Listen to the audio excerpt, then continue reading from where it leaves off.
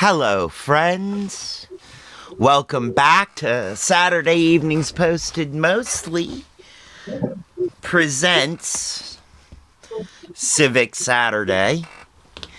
With me, your host, Trevor Stewart 1308, and we are here with the ASOC Prod Cat and the Peanut Gallery as well.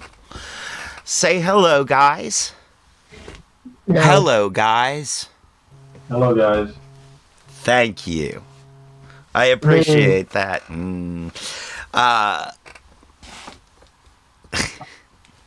We're here with Grumpy Cat, apparently.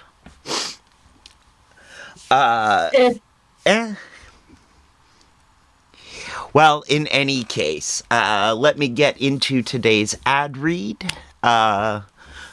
Today's pre-rolls are brought to you by The Hidden Leaf in downtown Charlottesville, Virginia. On the mall, 105 West Main Street, above the brick, Suite 200. Between 10,000 Villages and Hamilton's, where the only thing better than their bud is their customer service. A great place to go with some great buds to get some great buds, eh, bud? Also, they have the lowest prices in town according to my own highly biased research.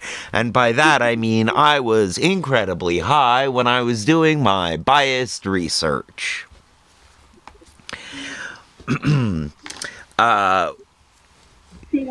Don't forget to check the website for times and events.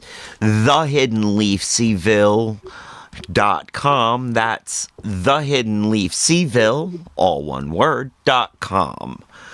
And at the Hidden Leaf, you can find some products from the Kush Gang, such as Kush Juice and Drip. Now, I managed to get my hands on a new flavor of a different flavor of Kush Juice. I got their Tropical Punch. And I got my hands on Blue Raspberry Drip. And so when I asked them what that mixture is going to be called, they said, it's Tropicana Lifestyle. So we're going to have a Tropicana Lifestyle to help keep the civics interesting.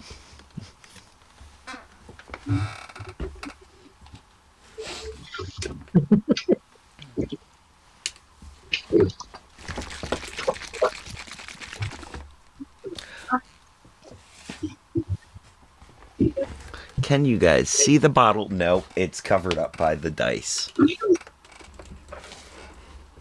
Here we go.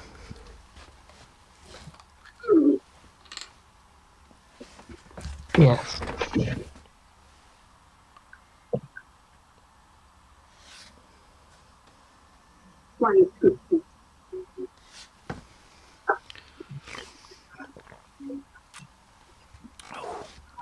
Oh. That is actually, their Tropical Punch is really good.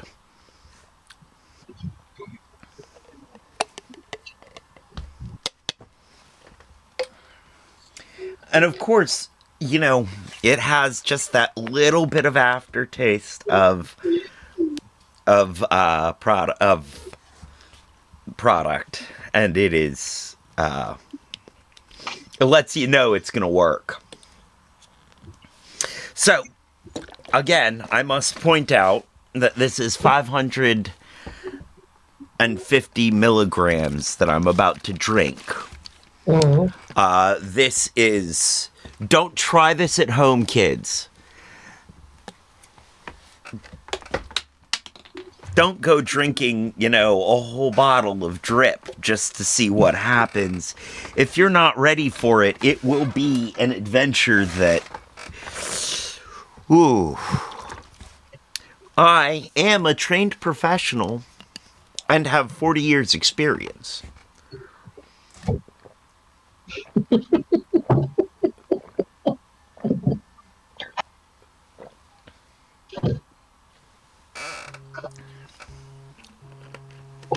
That Ooh. is definitely a bright red color.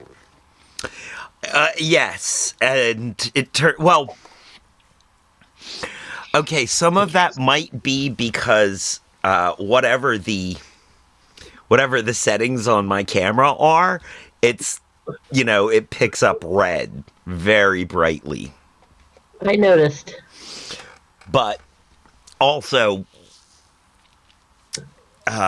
once you add the blueberry or the blue raspberry, it turns a sort of a dark purple.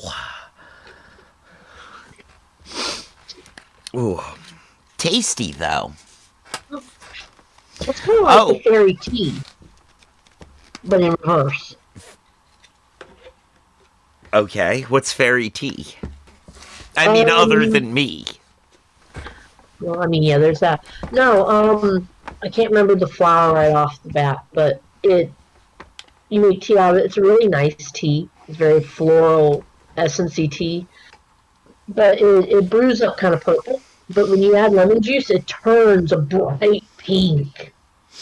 Oh, okay. So it's like the fairy tea, but in reverse. Okay. Also, hi Retro Future Now. um I Retro just read what says he said. as red as the devil's, Member. which coincidentally is also something Trev likes in his mouth. Members anyway. Which I mean, That brings a whole new connotation to members only.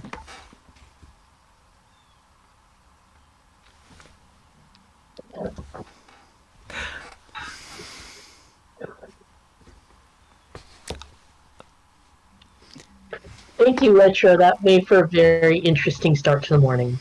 am I a members only club? No, just No, because members. you're Members strongly encouraged. there. You go.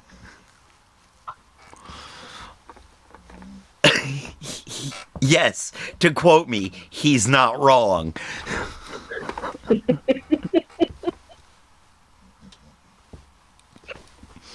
When your own chat not only has your back, but also drives the dagger in by quoting you Right? correctly.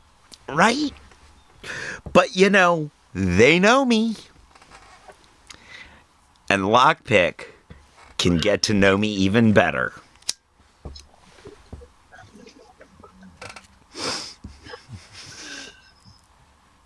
Lockpick sitting here collecting references so he can hand them into the HR demon. I mean, I'm sure. Unfortunately, I am the HR department here, so if he brings any sort of complaint, HR complaint to me,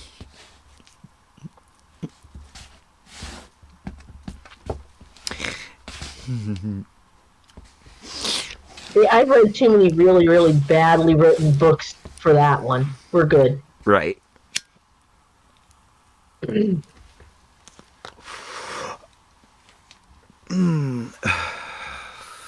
Oh, so to finish up the ad read, though, I'd like to point out that, we have opinions, political opinions, social opinions, opinions. The Hidden Leaf.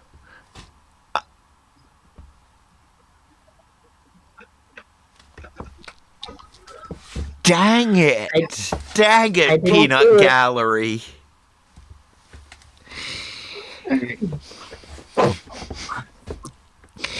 The Hidden Leaf and Kush Gang are both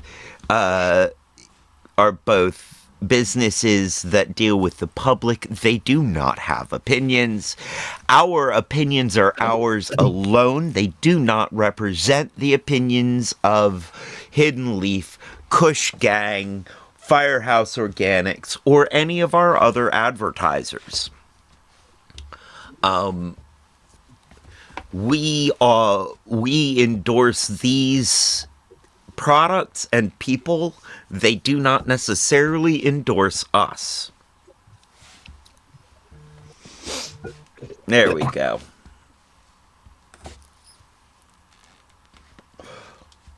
Yes, I think that was the, that's the finish of the ad read. And now,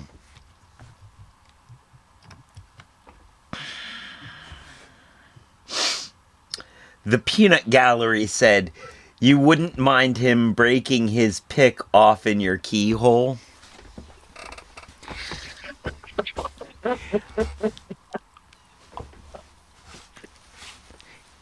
He can lock my pick any day. Wouldn't that be a case of you locking his pick? Either way. Retro Future goes, wowzers.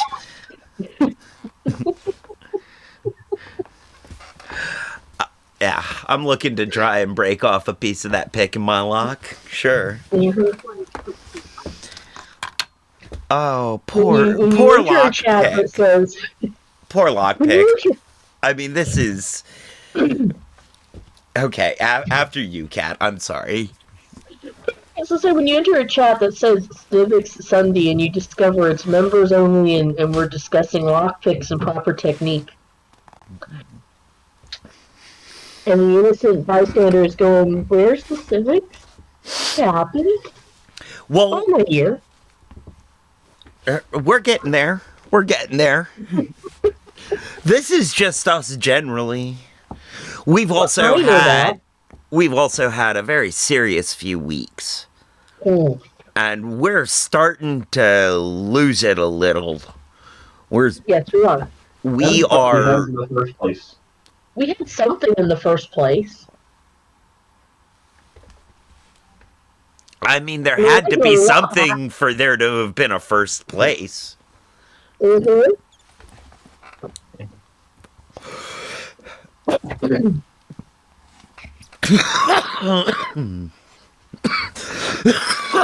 But yeah, I don't think we can stay serious for too long. We are not serious creatures.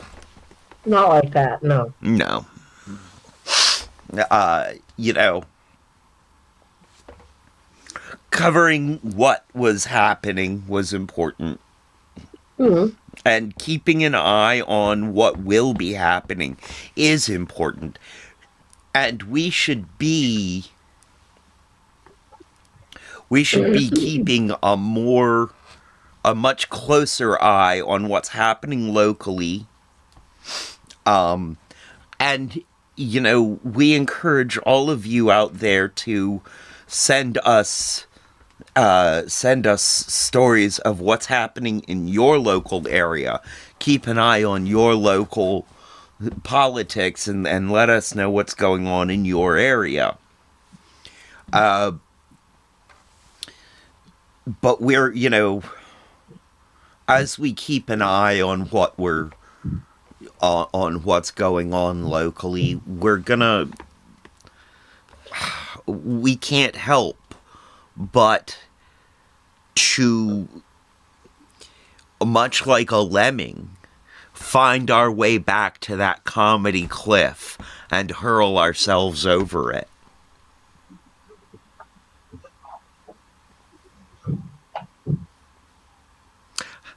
How was that for an analogy?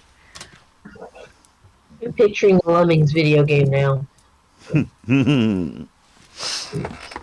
Yes, that was a...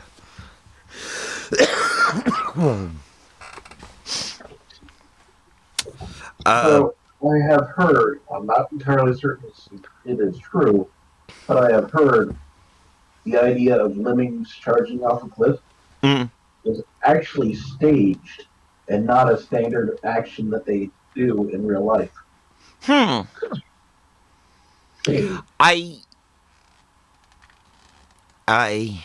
believe what... I'd believe that. I'd believe that. I do believe that what it was proving is that lemmings follow each other.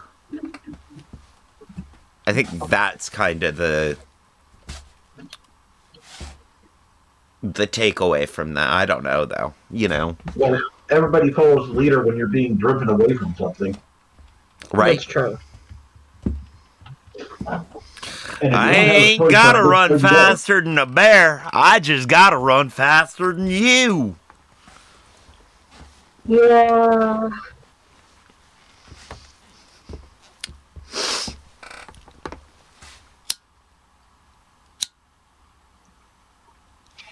Right?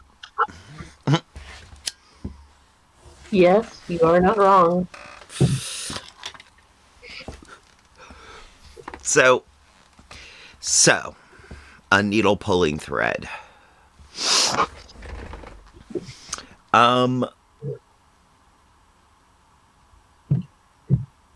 Let's us let's us turn to some civics here real quick and take a quick look at where we are on the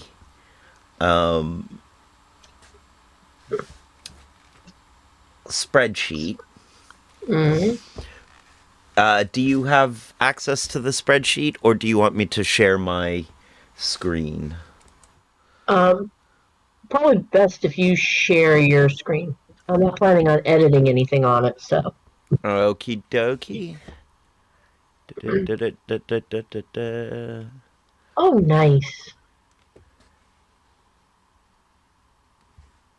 Plot out. There we go. So, I've gone ahead and filled in the state senators that we've been looking at. I did not fill in the questions. That's going to take a bit deeper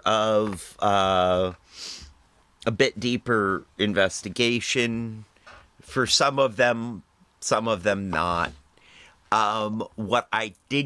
What I did was went through their Ballotpedia pages and Mm-hmm.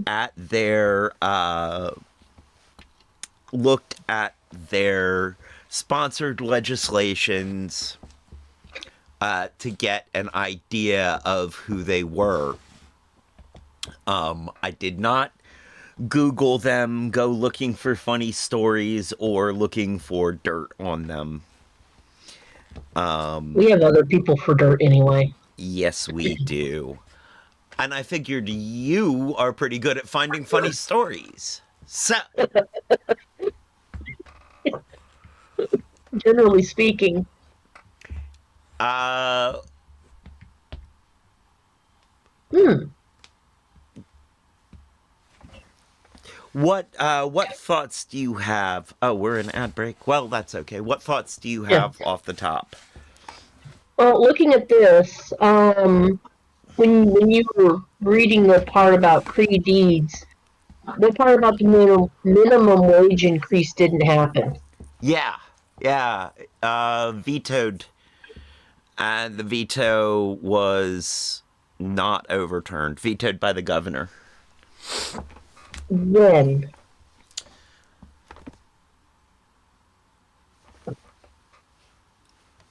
Good question. Because the minimum wage for Virginia did happen eventually. No, this is up to 15. Yeah, no, that's still happening. That's happening. If you go in and look at the Virginia minimum wage, it's happening. It's just not happening as quickly as he wanted it originally.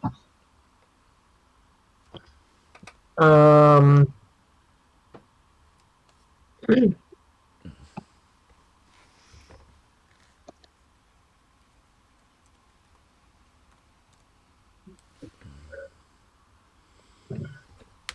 let's see. All right.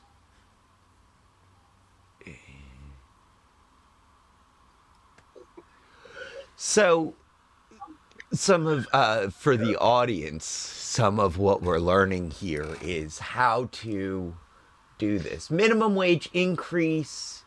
Senate sustained governor's veto. Here we go. 4/17/24 was when it was vetoed. It was passed 2/28/24, vetoed, and then All right. Is this the one you're talking about? Yeah, except for currently the Department of Labor is still saying that the minimum wage is going up next year. So the Department of Labor is on the minimum wage increase, even though the bill didn't pass. Let's see. Let's see. Reading. Feel free to reading out loud. Also, when is that update? When was that last updated? That's what I'm trying to read. Oh, okay. August 7th. On the 7th. August 7th of this year. So, what they're saying, yeah. So that was vetoed in April of this year, and the Department of Labor's thing on minimum wage is for August of this year. So several months after. Of the regular section. Maybe somebody else's legislation got passed. Let's see. Maybe we'll see. Pursuant to Virginia Minimum Wage Act, shall be sum of the current minimum wage, which is 12, and a percentage of the current minimum wage rate equal to the change in consumer price index for all items, the CPI-U, for the most recent calendar year. So, December 23 CPI is 3.4%, so they're adding that element to it. So I'm gonna need you to reread this because you started crackling.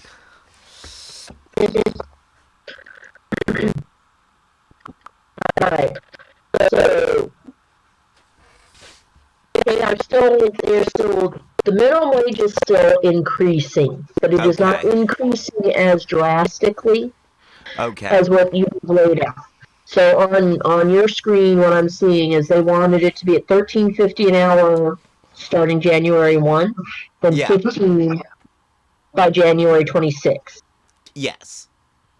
Okay, so that part is not happening, but it is still going up. Yes.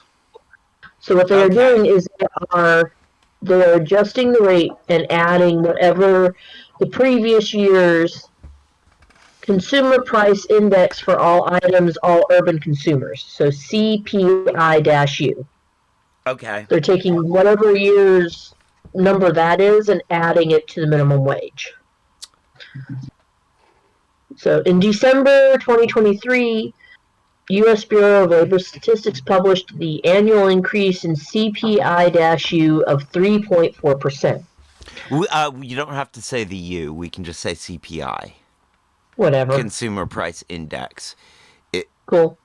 It's something that they talk about a lot on Marketplace. Fair enough. So that's gone up 3.4%. So they're adding basically that amount to the $12, which comes out to just shy of $12.50 an hour. Okay. So for next year, starting January 1st, it goes up to $12.41 an hour, and basically what they're doing is instituting a way to keep a steady increase and not a jumping increase like they were. Right. However, what it's missing is that it's still already a little bit behind. More than a little bit behind. Behind what? Because federal minimum wage is still $8.25. No, not federal. Behind what it needs to be. Because it's not Behind just... inflation. Behind it, yeah, behind inflation. Behind wage growth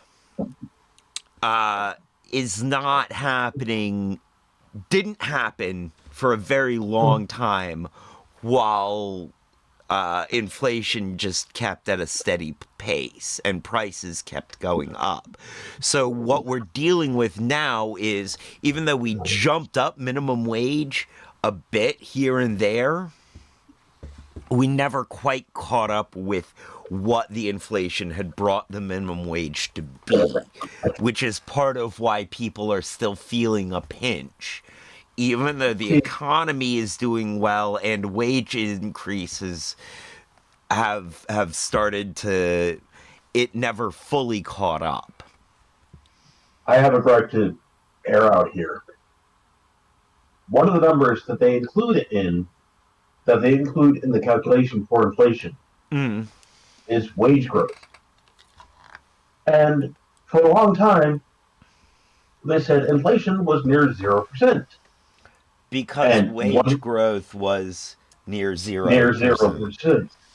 And times and 0 times anything is 0. Right. So while the cost of living kept increasing, since there was no wage growth, inflation was counted as almost negative. It's Right. like, oh, people, redo your calculation. Yeah. It's fucking us all. Yes. Your math model is not consistent with reality.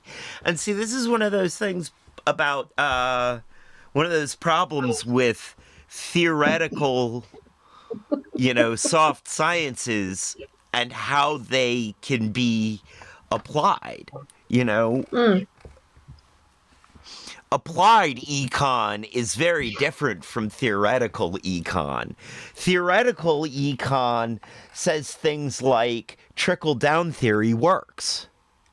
Yeah, no. It trickles down to one person and then it stops trickling. Right. But we know this in applied economics because we're aware of a factor that's not put into the theoretical, partially because it's an almost unquantifiable factor. Greed. How do you quantify greed? As a number, it's almost always infinity. And so it does easily as crazy stuff to the math as the 0 of 0 wage increase.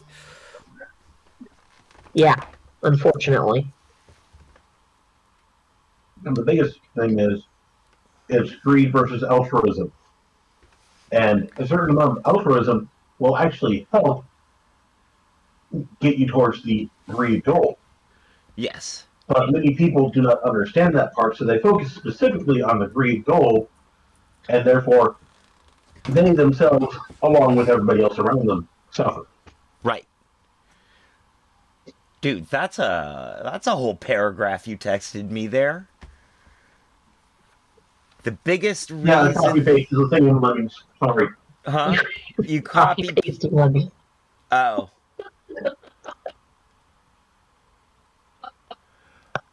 But I found it, and I wanted to send it to you before I forgot.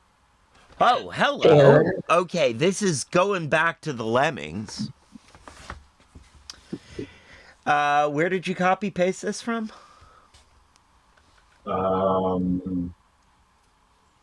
Crap, I think I wrote it down fast. Oh, well.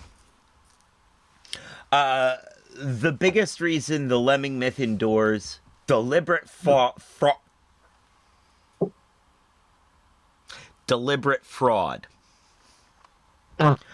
Britannica.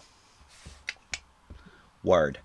For the 1958 Disney nature film White Wilderness, filmmakers eager for dramatic footage staged a lemming death plunge, pushing dozens of lemmings off a cliff while cameras were rolling. The images shocking at the time for what they seem to show about the cruelty of nature, and shocking now for what they actually show about the cruelty of humans.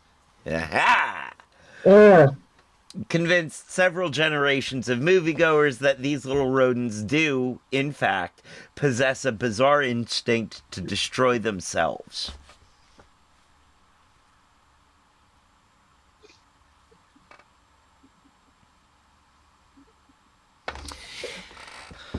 So, really, very true, very truly, I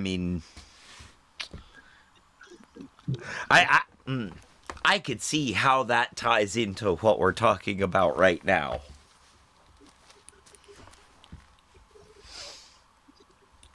In general, it is a case of common belief because somebody put their finger on the scales to make a truth be true. Such as trickle-down economics being a successful theory, or,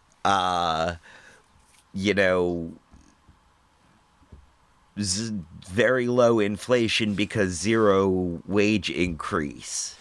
These were situations where somebody kept their thumb on the scale to make something appear true.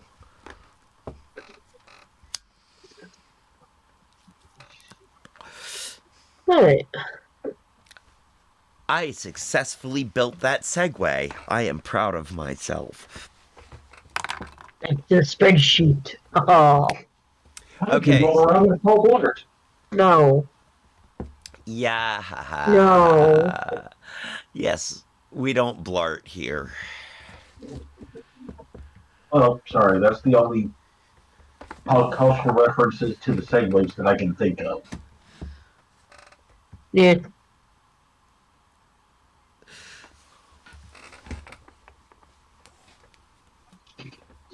Derailed.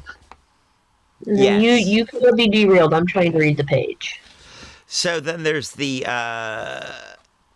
something Creed's stuck up for was non-extradition for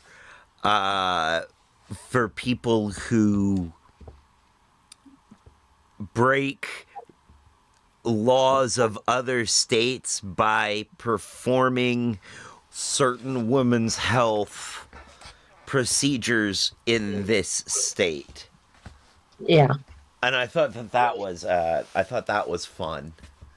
I thought, oh, I like that. That has a flavor of stop snitching. Well, it does, and that makes sense given his family stance on mental health, among other things. Right. He's a very his values seem to be pretty closely aligned with mine.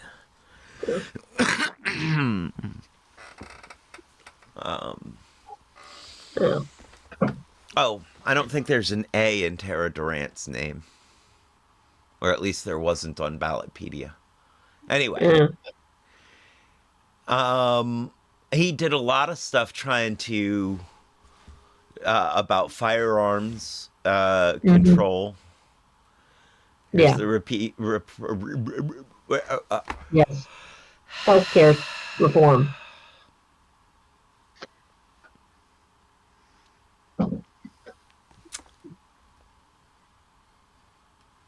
Waiting period for firearms. Okay, let's. What was the one I wanted to? SB 569. Crisis receiving centers. That's what that was. It was the behavioral health. Okay, and why I liked this one. What I liked about it is its added oversight he wants this bill, which was signed and which went through. Yeah, it was adopted. It was adopted. What it sets out to do is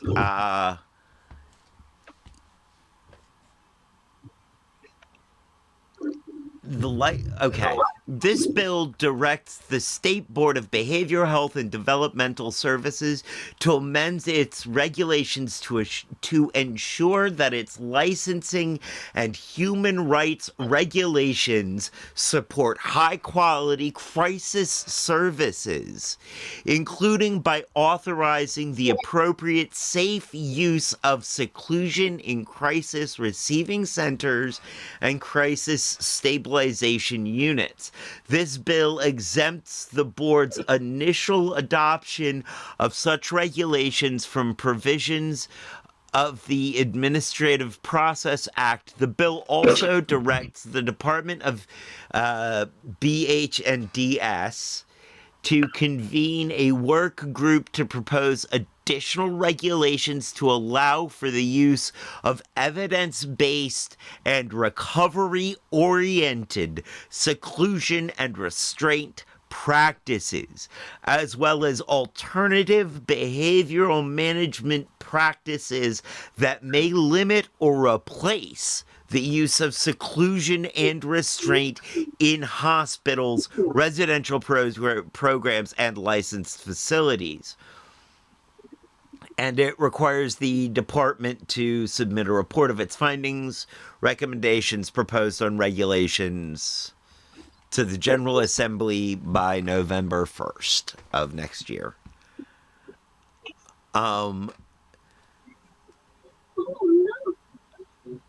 Yes, I like it because it is added oversight. I'm not. We know how I feel about behavioral health, and it's, you know, how it's imposed on people. Behavioral regulations. This seems to be trying to keep the damage that does to a minimum. It seems to be trying to keep that damage to a minimum. Which I like.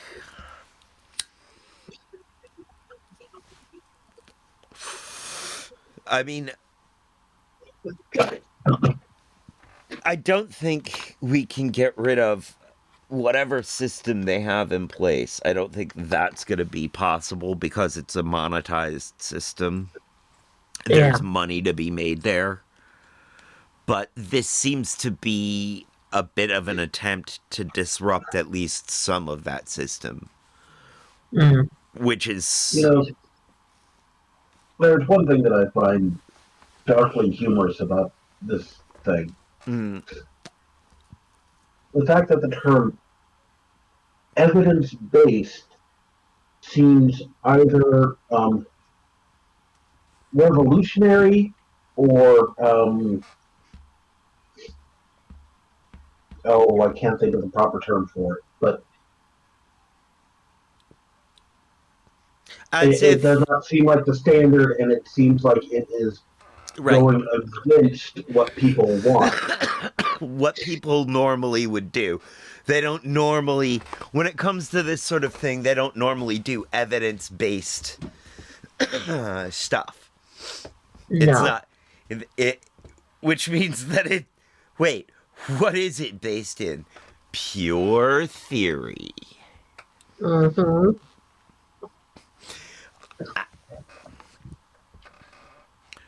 You're right. You're right to call that out. The thing is, and the reason that that's included is because the evidence based the evidence points to these techniques being counterproductive. You know, that's and so Mm-hmm. what the language here is doing, what Credeeds is doing with this language, is setting up to indict the current set of, not indict in a legal sense, but in a rhetorical sense, in a rhetoric sense. Scathing indictment. Yes. He's setting up for a scathing indictment of the standards and practices, not just in place around seclusion and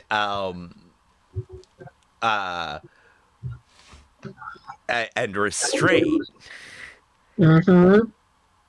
And let's be clear about what they mean by seclusion and restraint. They mean putting people in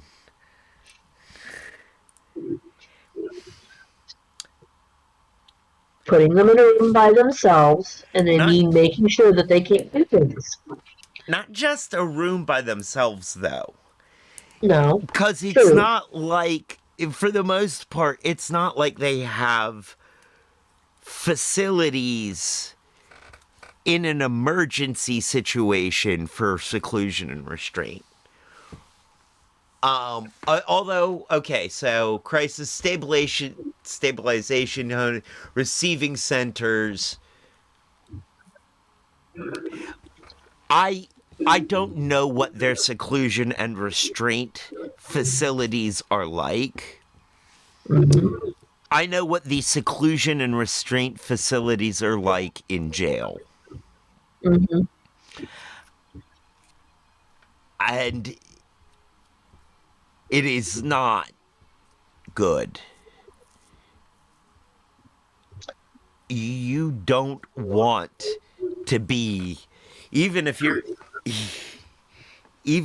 are in a place, mental or emotional place of possible self-harm when you go to jail, you don't want to be suspected of it, because they will put you in a place that is so depressing, so cold, and they give you nothing to,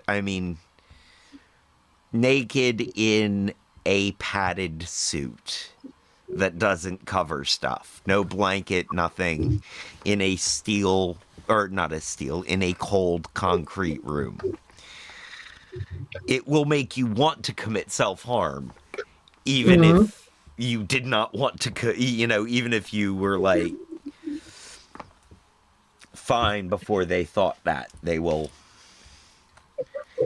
So I think that's what his goals are changing that, because I think so too. I think that's what he's trying to get rid of. So, Credeeds seems like a pretty alright person all the way around. Now, I don't know what he's like. If we just, bing him. Mm-hmm.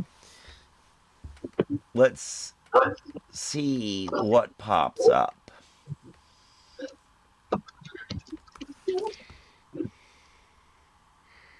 Credeeds, Virginia.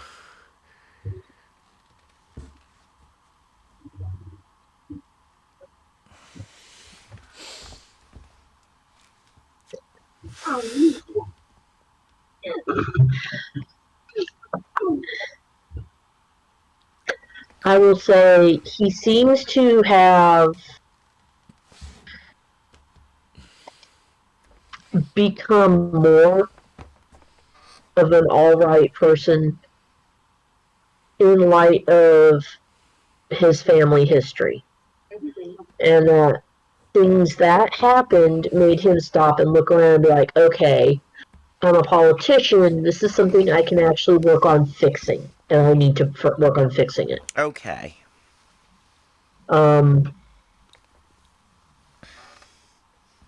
Because I know he'd been working for a while on fixing certain things, but he didn't move with as much passion as he does now. Right. The publicity around things added extra emphasis to what he was already doing.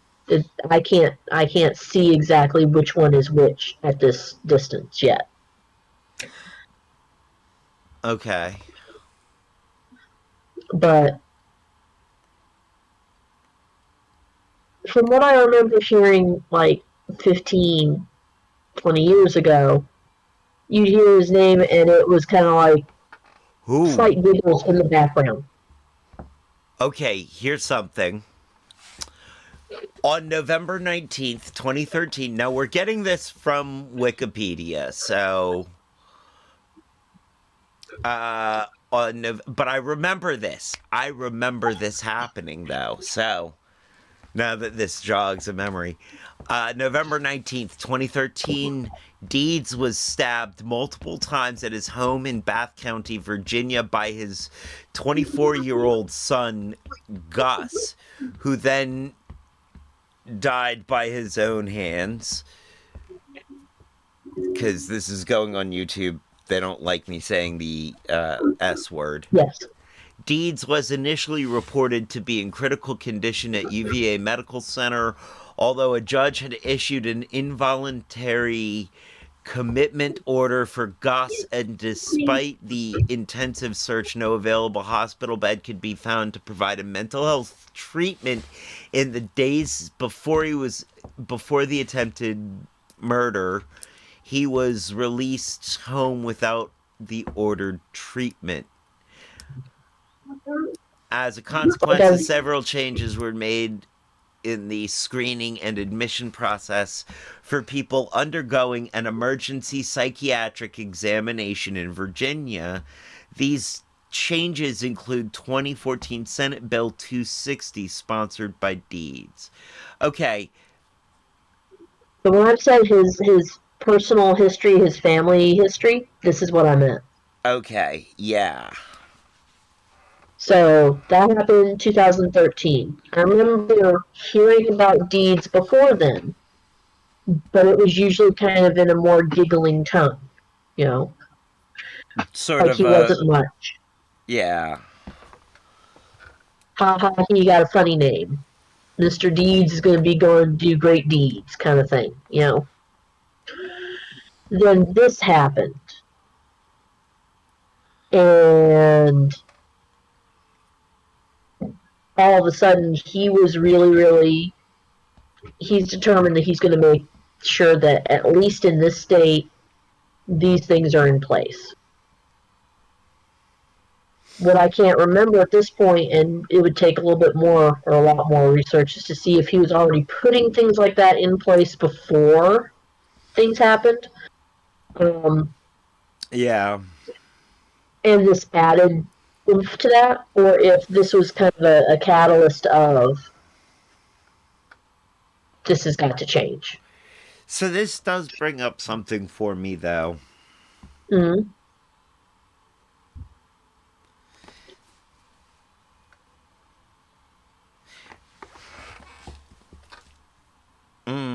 Yeah, no, we need to dig deeper into what's in place because of him and what was in place before him. Mm-hmm. But this all of a sudden just really turned into Tuesday material. Yes. Because of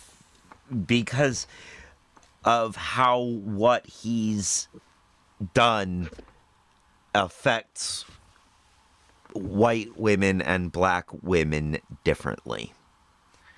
Yes. And I want to look at what he's done and see if it has had a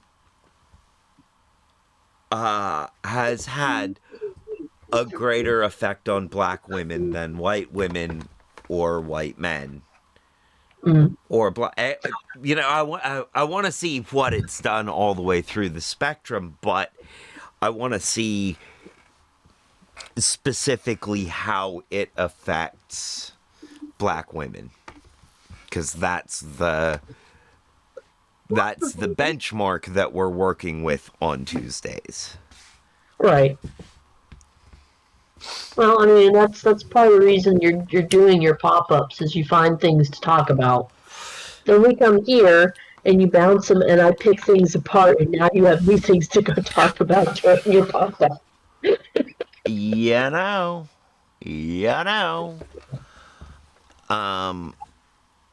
So yeah. Okay. And I will note for your spreadsheet, under the notes tab or under the notes column, you can add more notes. The box will just get bigger. That's all. Yes, I am aware. Okay. I was adding quick notes at the time. So, now let's go back to this. Let's see. What is? So we have a pretty good idea of who Creed Eads is now. Right.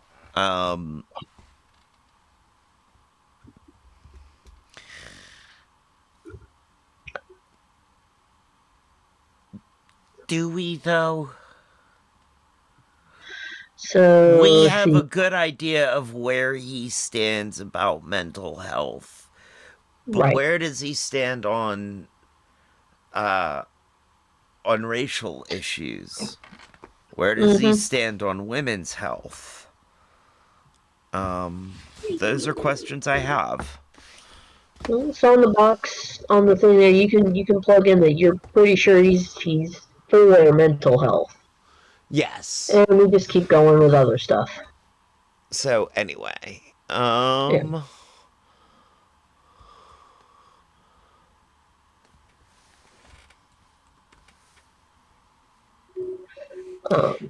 Now, I don't feel the need to. Yeah.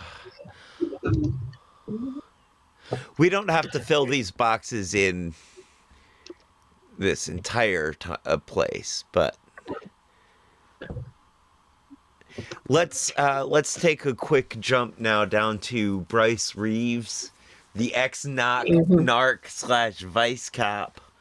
That's kind of,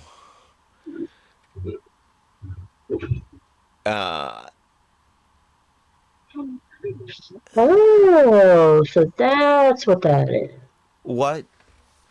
I was looking at your thing for Miss Witt, because on your thing it should show that McGuire has won for the 5th district, and that she is now running the 10th district. Tinsley Whit is running 10th district? Yeah. Because McGuire left the 10th district and she took over. That's why we had her up there in the first place. Okay. McGuire won the 5th district. He moved counties, basically. He's in the, he's moving to,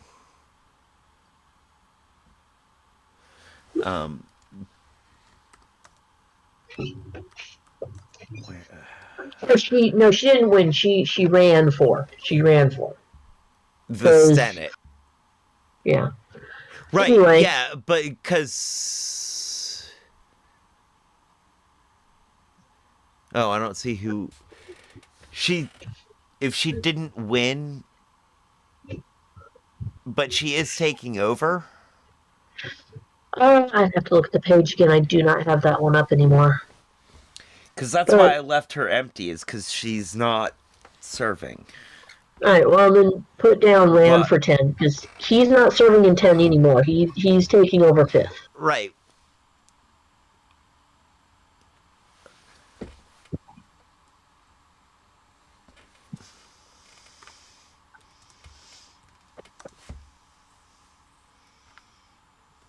No, I was reading your notes on her and what the Voting Rights Act was.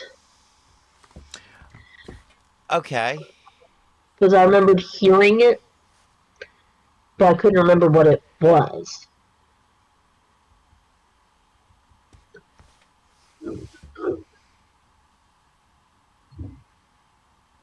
Um,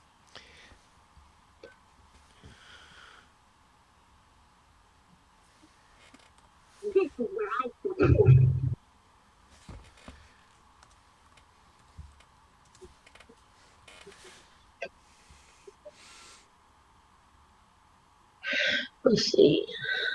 Oh, the John Lewis Voting Rights Act. Yeah, Right. that was interesting.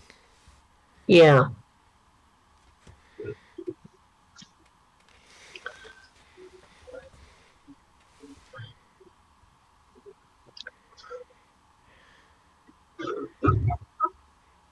Maybe later when I have more money.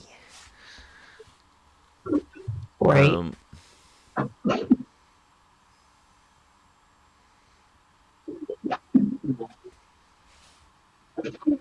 doesn't he look like a Bryce Reeves? I don't know about that. I know he does look like a narc. Oh yeah, yeah. He, yeah, Bryce definitely is a name that fits that face. I mean, yeah. Problem is, I've got a 2-year-old named Bryce that's a little girl. It's like she doesn't look like him, and hopefully she never will.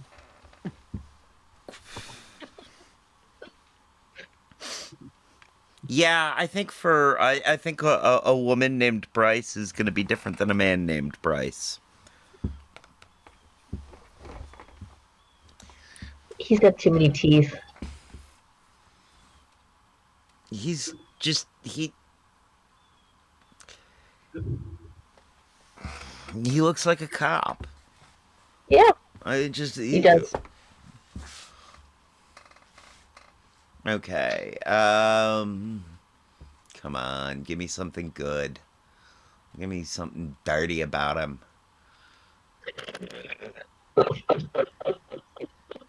Psh, nothing.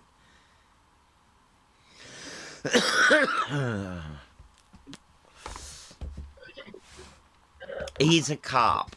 I mean, he was a narc and vice cop, which makes me Mm-hmm. think that he is a veteran liar. Well, I mean, And I also oh, this is gonna be fun. Let's see what this says. what you got? His LinkedIn profile. Ooh, give us a read, eh? I'm trying to get it pulled up and going through all the stuff because I haven't been on LinkedIn in a while. Let's see. What kind of a terrible blurb do we have?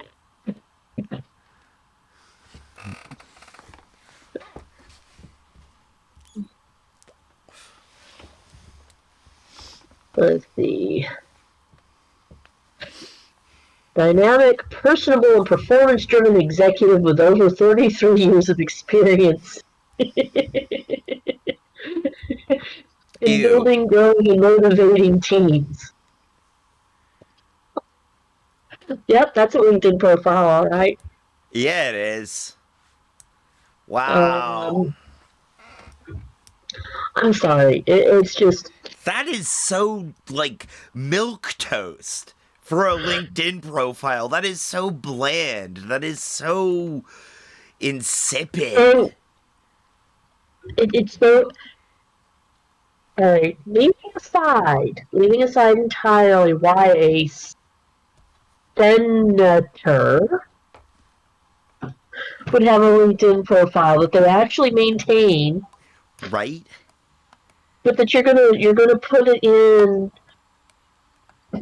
You're gonna phrase it like you're going for the director position at the investment company next door. That's exactly what he thought, though, when he did that. He was like, how can I word this that it sounds like, sounds businessy? This is my How can I business make, proposal. If the senator thing doesn't work out, I can always go be this over here. right? Like, it just, Well, I mean, no, let me finish reading because it gets worse. It's better, but it's worse. Proven okay. ability to establish and maintain relationships across a multiple of government agencies, private sector organizations, industry associations, and high-ranking public officials. Well, yeah, because you are one of them.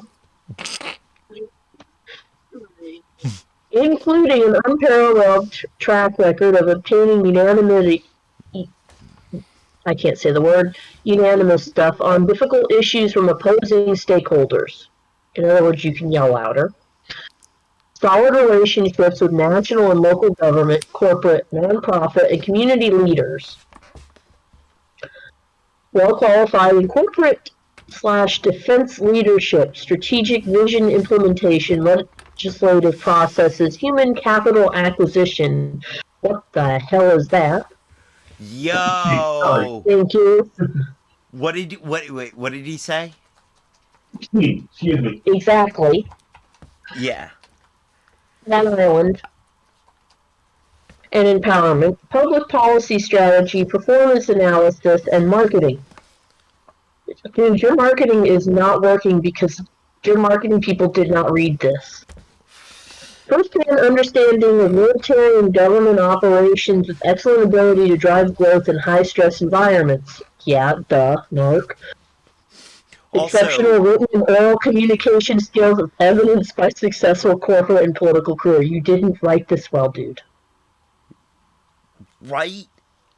Like, this is. Wow! This is amazingly poorly written. Now we filled out a buzzword bingo card for the Yes. oh come on oh military industrial complex. There we go. Yes. Oh, yeah. Yes. And the reason why he would maintain a LinkedIn profile is Oh, well, that explains it it. is still technically a social media site. It's just a social media site for businesses and people who do not understand what real people are. I'm sorry. All right, so on your LinkedIn page, when you go in and you're reading through on somebody, you've got the about me part, and then you got the experience part. Uh huh. All right, so we've got Senator, January 2012 to present, strategic thinking, business insights, and 13 other skills. Right, but we also have State Farm agent from 2000 forward. He's an insurance salesman who was a senator and a cop. He's a cop going into insurance sales. Okay, there was the unexpected moment of the podcast, of the broadcast. Oh my god. Bryce Reeves sells insurance. That explains the marketing strategy. Let's see. Interest. Wow. That caught me off guard. No.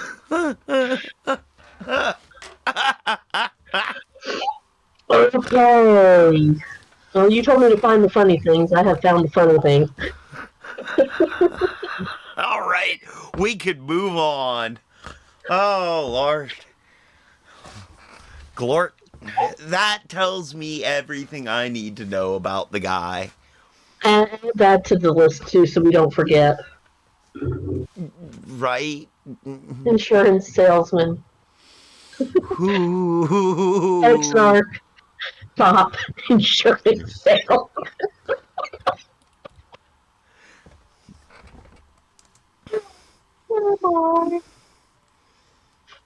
There's a Yelp review page on his insurance.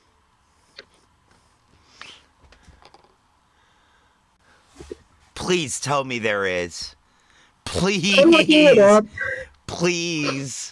Please. There are some days Please. where Yelp is a gold mine for certain things. I want to see what you can do for. Well, yeah. But yes, please tell me you've got.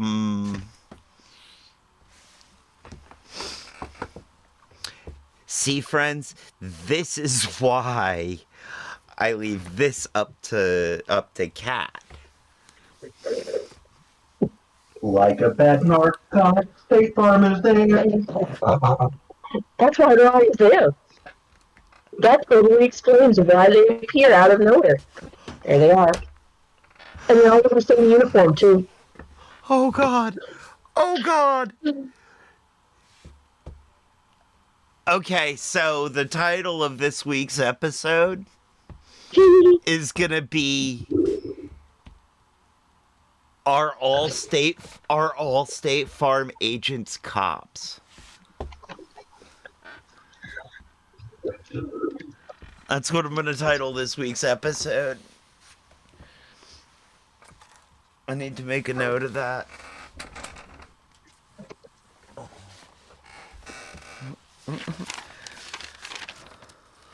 That is just.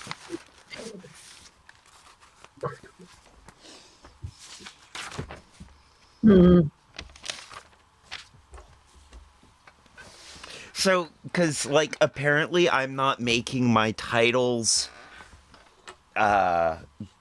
dynamic enough. I guess it would, I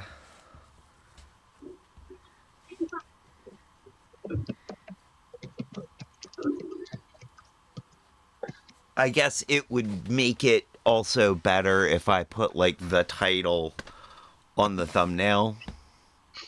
But, like, I don't actually make thumbnails for the show. I just let it grab a screen. Oh, let's see. Is this actually his? Oh, no. Please tell me.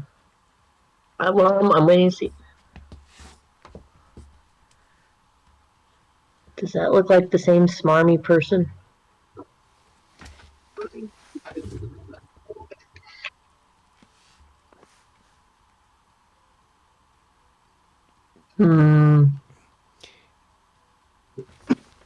I mean, okay, so the thing is, okay, Bryce Reeves looks like Ray Liotta if Ray Liotta were imminently less trustworthy.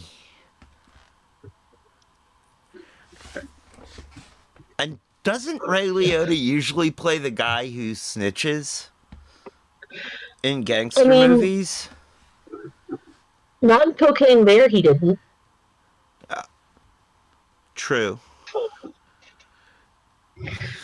Also, Okay, not I'm gonna send you a link. I want you to see if that looks like the same person. Okay, what am I looking at for? I'm putting it in the. Is that the right? That's the wrong window. I want this window. I'm putting it in the. I don't want the player. Thank you. You shrink. You go here.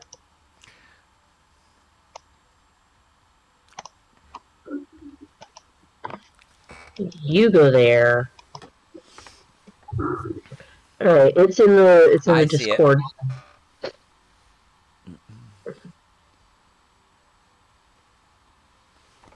Because to me, it looks like he's the same guy, but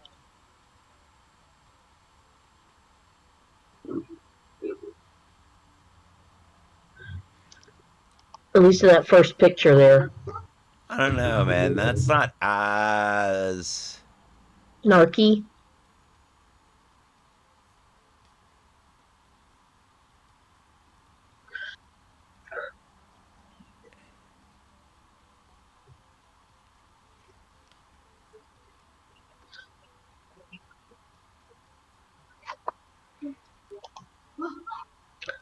It looks like the same guy. It looks a lot Yeah. like.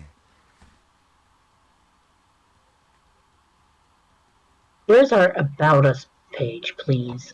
All right, so that was the Yelp thing, which there's no reviews apparently. Let's see. It View sure does look like the licenses. same one. Let's see. He offers pet insurance. There's that. Does it tell you anything about him as a person? Nope. Right, Well, of course it wouldn't. It's an insurance agent. They are people. I mean, there's that.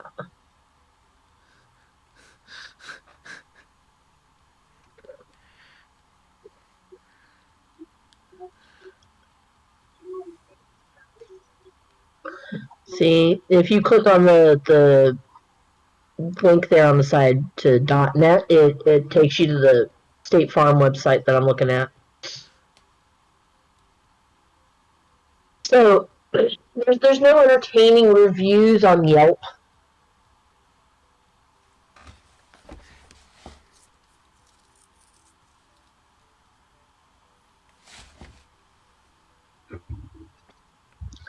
There's one review. What does the review say? The review, I think, was just for State Farm in general because it thanks someone named Emily. Oh. Yep.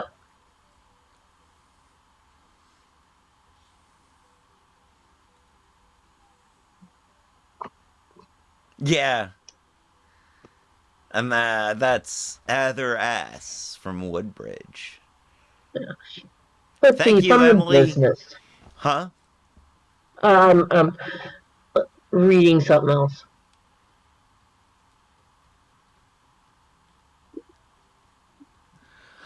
Well, okay.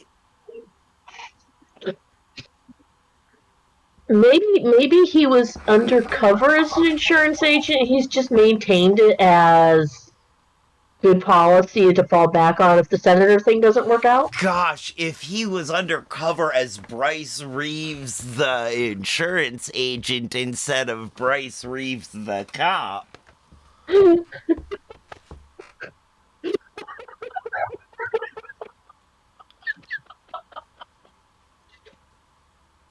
Because look, here's from the business on the Yelp page. It goes specialties.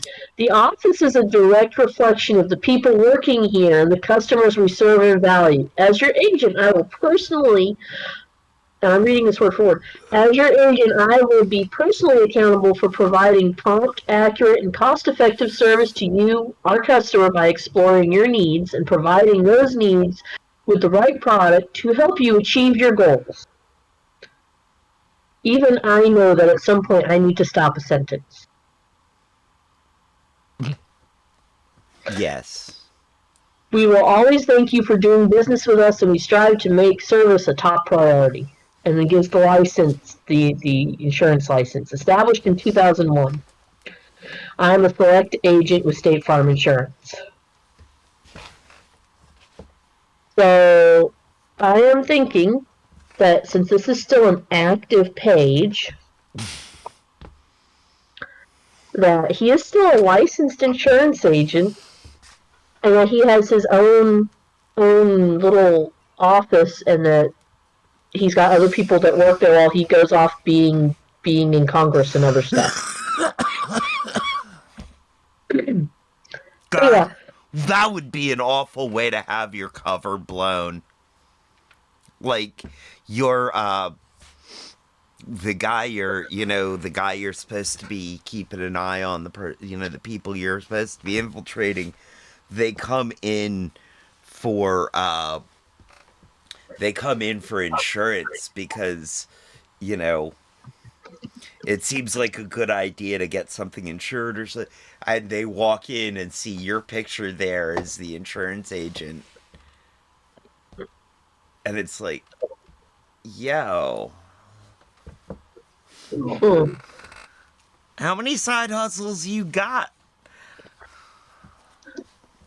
I mean, at least he's acknowledged one way or another that there are side hustles. Right? All right, who's next on the list of Oh My? On the list of Oh My, or was that Oh My to who's next? On the list of Oh My. On the list of Oh My, well, we have Richard Dick Stewart, spelled incorrectly. Well, I mean, From what I looked at in his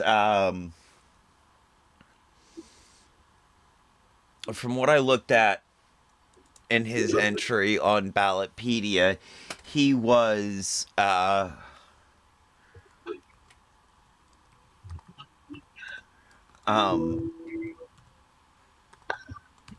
he seemed to uh, uh, support a lot of environmental legislation. well, no, that's a wonderful autocomplete there in your browser tab. Yeah, I know, right? Funeral home? No, we're Mm-hmm.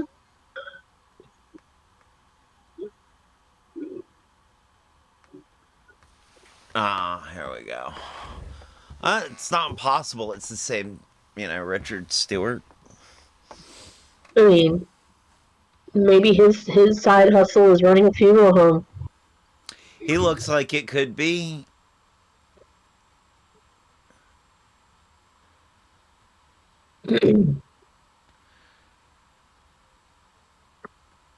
That does not look like the other pictures.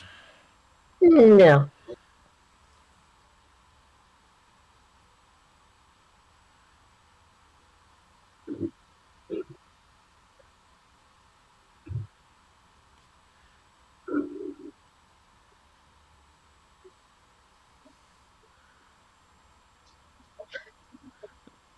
Yeah, nope. Wow. Interesting Sorry, I'm, fella. I'm just I'm Interesting just still looking kind of feller. stuck on the previous guy. You're still That just totally. Yeah. You just can't help yourself. No. That's not what I meant to do.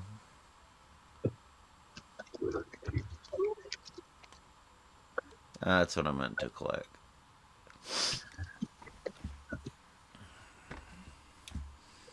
Richard Henry Stewart.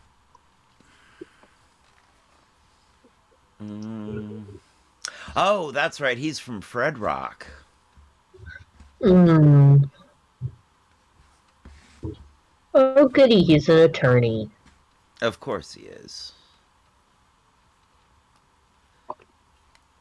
Stewart has advocated for allowing students to approve tuition increases at Virginia public colleges and universities.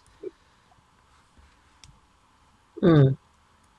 He introduced a bill that would require students to vote on proposed tuition increases before the governing board is able to veto on them. Mm. 2/3 majority of students need to approve them. That sounds a Okay. lot like it's making it harder to raise tuition. It sounds like a very backwards way of making it harder to raise tuition fees. Like the kind of way that you put in place so that people can't go, hey, you're trying to keep tuition the same. There's that. And there's also having the student body vote on it means the people affected by it are informed about the possibility of this change before it happens. Right. As opposed to, oh, by the way, you've already signed up for this year and everything, and we've got you accepting everything. You just owe us another 50,000 more because we've raised tuition. Right. But then the very next entry in Wikipedia is in February. Yes. That's how it's Strawberry. spelled, not how it's said. in February of 2018, Stewart gave a speech praising Robert E. Lee, resulting in Lieutenant Governor Justin Fairfax, I vaguely remember him, who presides over Virginia Senate, choosing to walk off the podium rather than preside over the Senate during the speech. I mean, I get it. I get why Justin Fairfax was like, nah, man, not okay. I get that. That's like, wow. Dude. Way to give me whiplash, bro. Jeez, Richard Stewart. You both seemed really cool and really awful all at once. Mm-hmm.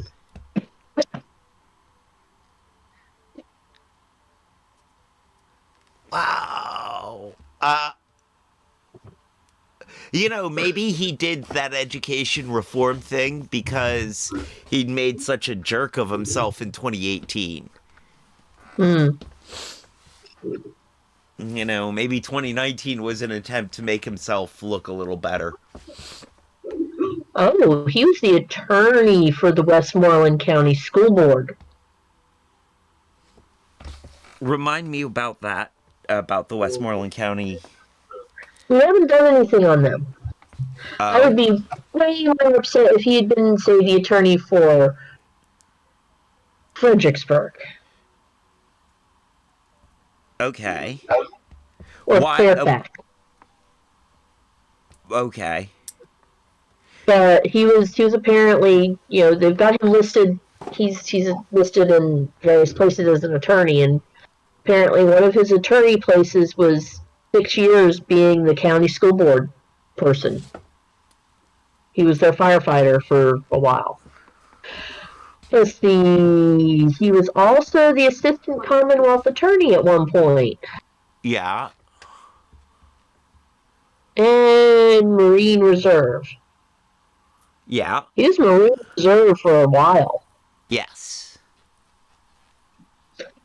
So that's two ex almost armed forces. A lot of these people are gonna be ex-armed forces. And well,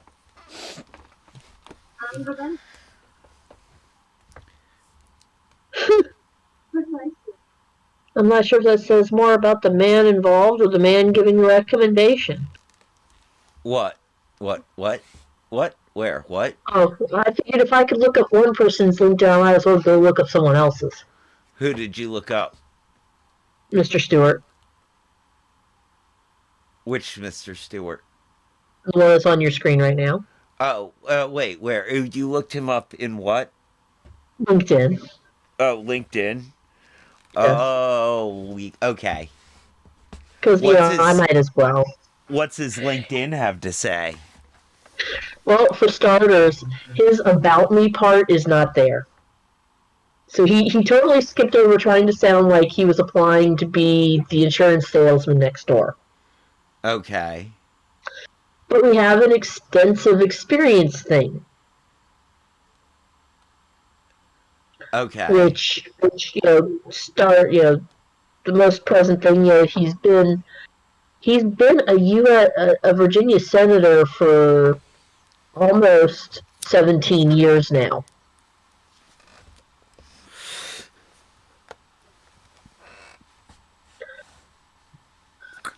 So, senator, running his own private practice, school board attorney, plumbing attorney for Westmoreland County, Marine Reserves, all of that. So then you scroll down and it's got a spot where you can get recommendations, and the pastor for one of his local churches gave him a recommendation. Says, Richard, I'm recommending you because in all the time I've known you, you've always been honest and forthcoming and active in your community. And then it says, how did you work with this person? It says that this person worked with Stewart, but on different teams. Wait, what? Yes. Worked with the pastor, but on different teams? Okay, now that language leaves it incredibly ambiguous as to what. But like, if you're on the other team from a pastor, doesn't that make you? I mean, technically, if you're going from the very, very blunt angle of religion, yes, it should. But I mean, I could easily see this being on a community project of some sort, or in his attorney capacity. Quite possibly, or that pastor could be a Democrat. Yeah. But Either way, boy, if you're playing on the other team from a pastor, do you it's like, need to be like? Well, I mean, I know I'm playing on the other team. Well, I'm playing on mm-hmm. one of many other teams, Well, considering but you have to still. take into consideration the pastor you're talking about, because I'll be gladly playing on the other team of Mr. Olstein. This is true. This is true because he's yeah no. Mm-mm. Fair enough. Let's see, organizations: Atlantic States Marine Fisheries Commission, General Assembly committees, legislative commissions, National Conference of State Legislators, Southern Legislative Conference Committee, Virginia Bar Association. Well, at least he's maintained that. But jokes aside, it meant that there were two separate teams working in parallel and they worked together. True. Very true.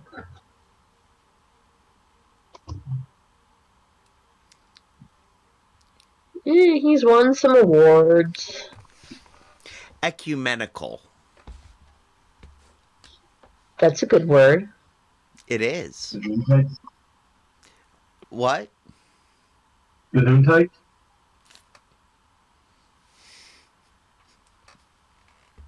Thank you. Do you know what Gesundheit means? Good health. Do you know what Gesundheit is? It's a wish for good health.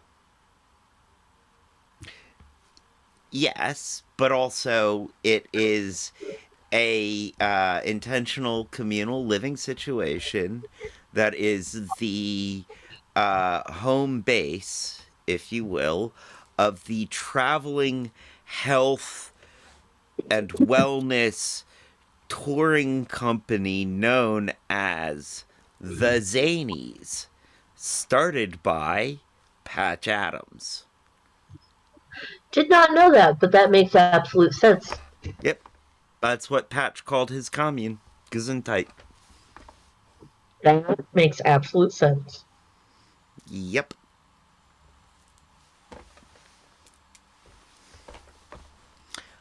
I find it more interesting that he named his traveling company the Zanies. Well, considering what little I know of him, is he so thoroughly believes in the healing power of laughter, it makes sense. You know, the thing is, he was not a funny man to look at. He scared the ever-living bejeebus out of me. He looked distinctly like a Dungeons and Dragons troll to me. Okay. I vaguely remember the pictures of him. And then you put a little red clown nose on the end of that, and it's just like, oh, that's not acceptable. No wonder people are scared of clowns. This is not okay.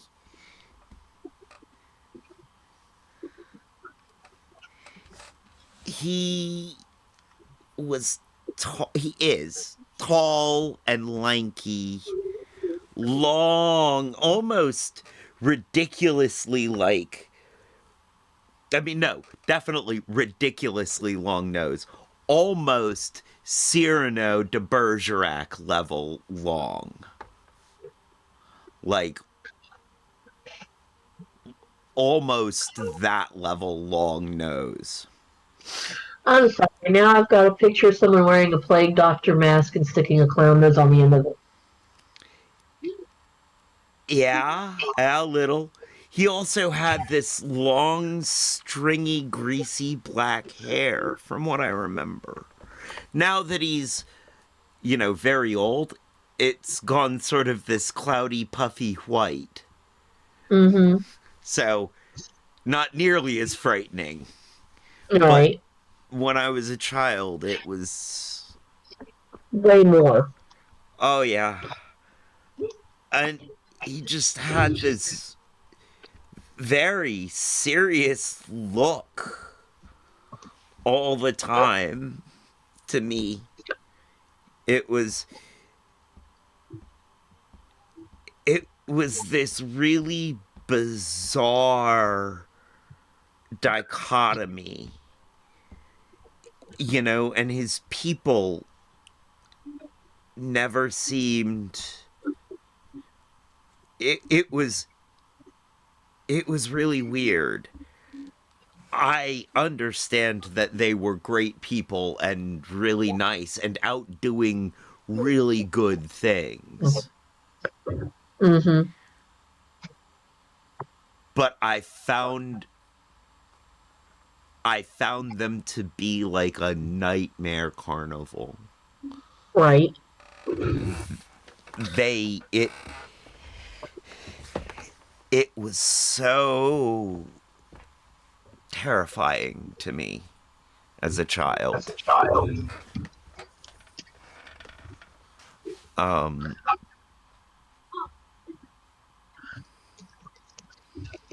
my perspective was definitely very colored by my size and fear of him as a he looked like the drawings of those scary things in the D&D books that I knew didn't die. Yeah. So, like, my brain put these things together and then built this thing around it. And I have to imagine that Patch Adams and the Zanies were nothing like that. Yeah. You know? Well, It, looking him up online just to see what some of his younger pictures look like. yeah. I mean, he does kind of look like Snidely Whiplash. There, yes! Okay, yes! Snidely Whiplash! Yes, okay. I see it. He did not look like Robin Williams.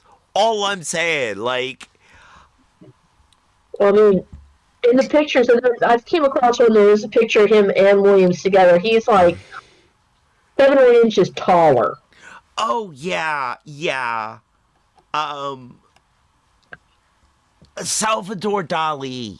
That's the other person that I always thought that he looked like. Yes, but we're talking about Patch Adams, so you need a cartoon character. Right. Salvador Dali was a cartoon character. What are you talking about? He made nightmare cartoons. I mean, yeah, but he wasn't technically the villain everybody thinks of. Snidely Whiplash was the cartoon villain, Yes. especially with the long twirly mustache. Yes. But no, I mean Captain Hook, he had that look a little bit like the classic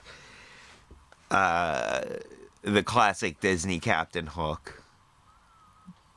But Yeah. no, for me it was the D&D troll.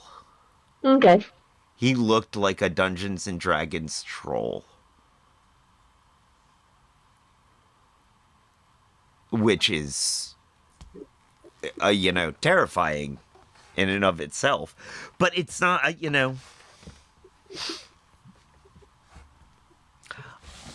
a really nice guy. you know? Right. And I just realized that my mom's gonna watch this. So I can't be that. I can't be.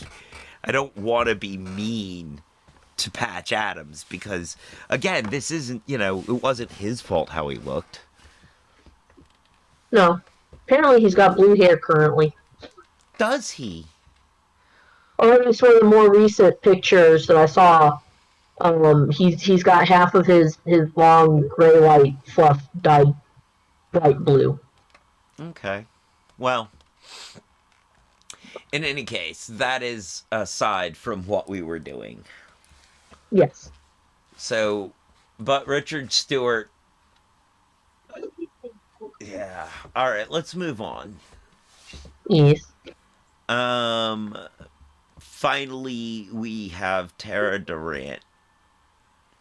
Okay.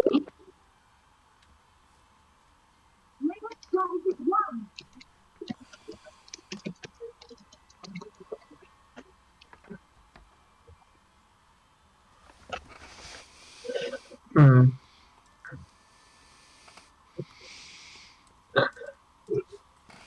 Okay.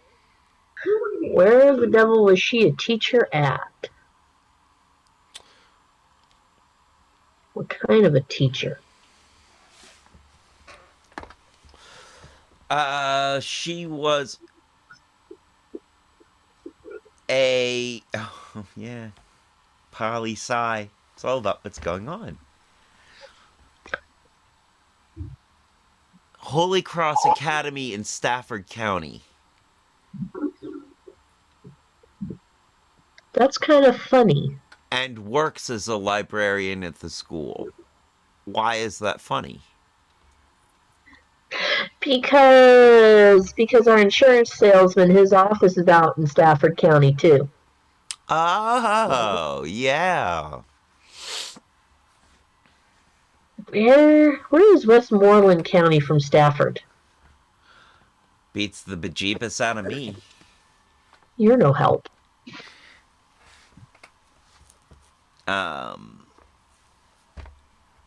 Whatever made you think he was here to help? I mean, this is true. This is very true.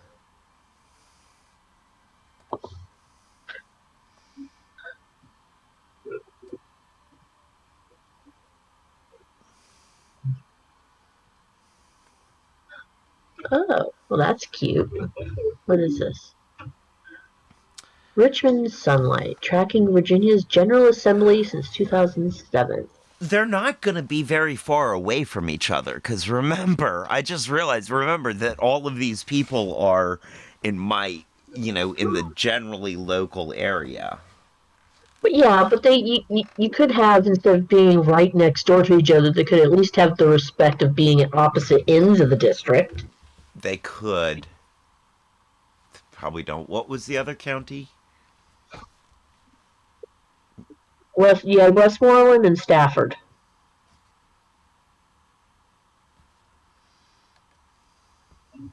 Oh.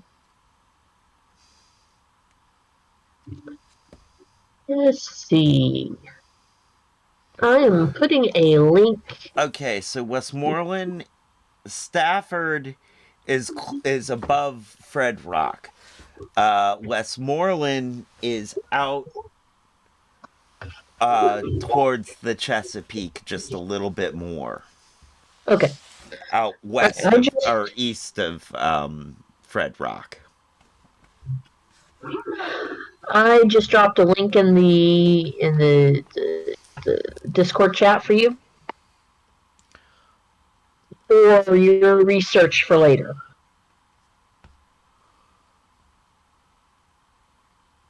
Okay. So that's something that is specifically tracking the Virginia General Assembly. Oh, okay. This Richmond Sunlight in general. Right. So if you scroll down, it's only been tracking since 2008. Okay. But if you look over on the right-hand side of the screen, you'll note where people have chimed in to tell whether they like this particular bill or not.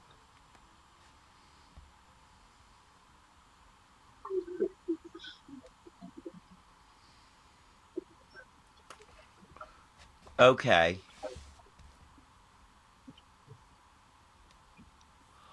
All right. This is a good Resource. good resource. Which, when you go doing your dive on Mr. Deeds, some of this will be useful. Am I doing a deeper dive on Cree Deeds? Yes. That's your Tuesday night thing because you're going to go look up more Right. information. Right.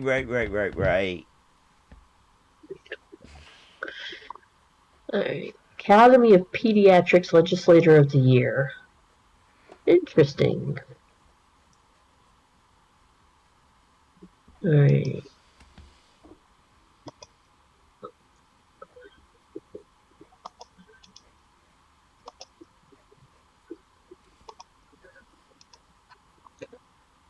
Let's see.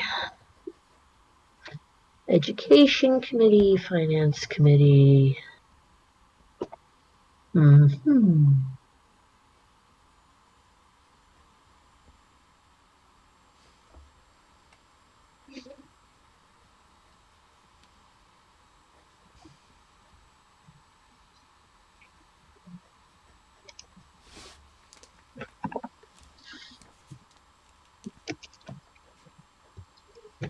This is why I have to make notes.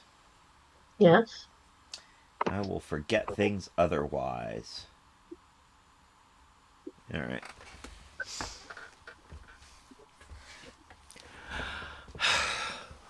All right. Projected winner, issues, Inside Nova. I don't want to go Inside Nova. They can just stay up there. Where have you wandered off to?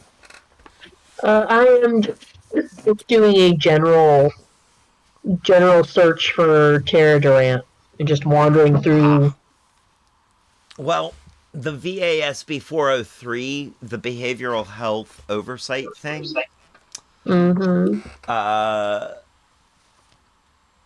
think also goes under that.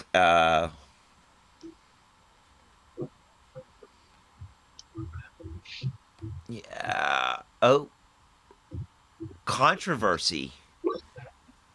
Yeah, that's what I was just looking at.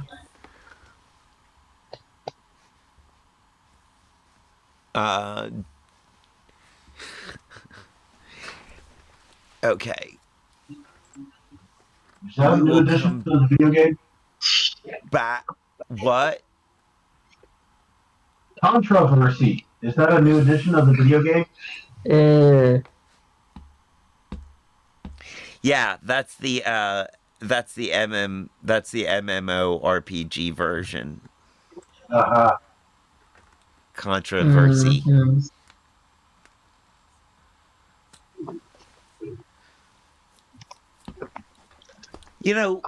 Wait.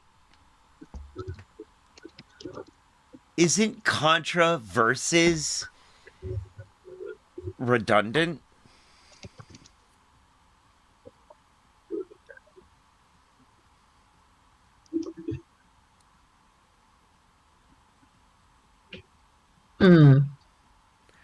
What do we have here?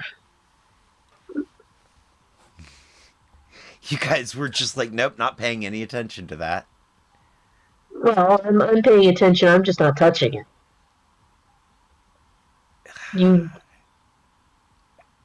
I'm just trying to work out the different words that it comes to. You're trying to find other words. I'm ignoring it and letting you have the other words. Durant prompted her entry into politics by claiming she and her daughter were attacked by an angry mob of BLM protesters. However, Durant's narrative has proved inconsistent. Police records describe the protest as peaceful, with an aggressive car pointing in the direction of protesters at the same location as Durant's. Additionally, Durant's 911 call indicates that she threatened to hit protesters with her car, as well as a person on her car's hood was a 13-year-old unrelated to the protest. Durant's attempt to press charges against two teenagers, one of which was not at the protest for car assault, failed, raising questions about the accuracy of her narrative. Durant and her staff ignored calls to respond to these inconsistencies and allegations. Mm-hmm. Ain't that interesting? Yeah. Well, unfortunately, she does not actually have a LinkedIn profile as far as I can see. Look, they're wising up. Good legislative aid does. In any case, let's hop over to looking at this uh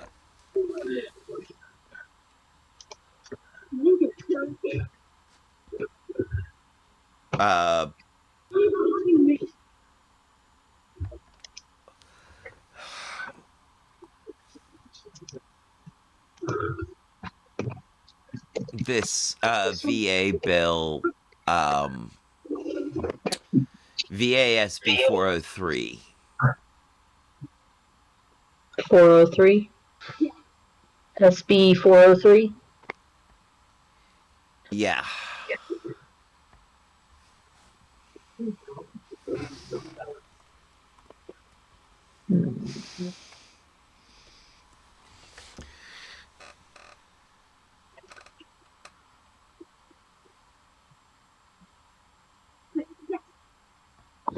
Let's see.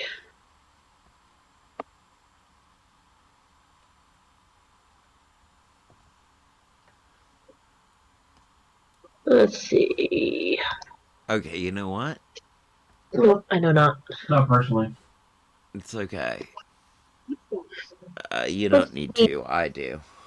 Scope of practice, supervision, and qualifications. He introduced it with support of Senator Jennifer Boysko, Boysko, from Herndon.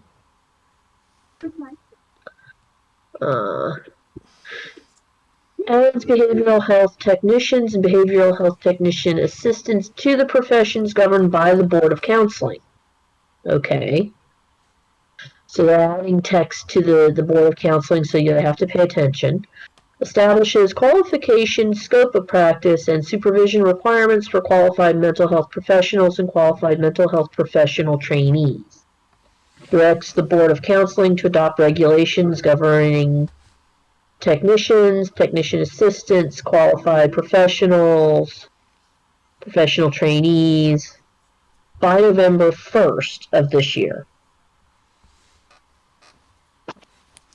Yep. Let's see.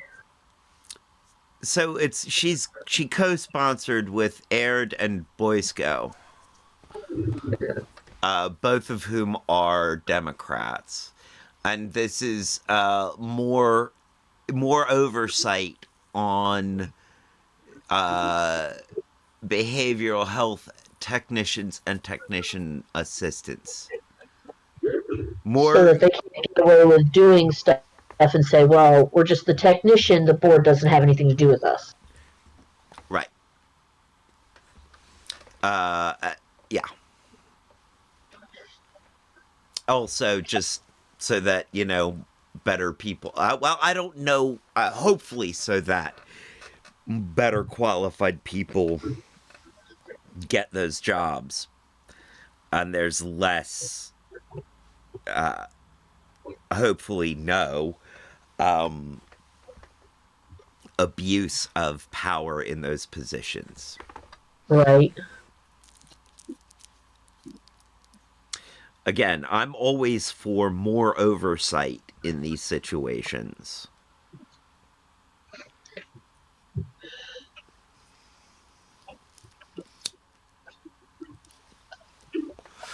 So, Let's see. What are the definitions they laid out? It's important to know your definition. Yes. Yes, it is. So I feel like we have these, we have these people pretty well mapped out. The next step is taking a look at the next set of politicians. But the next step overall is going to be seeing who's going to be running against these people in the upcoming elections. What's going on in the upcoming elections.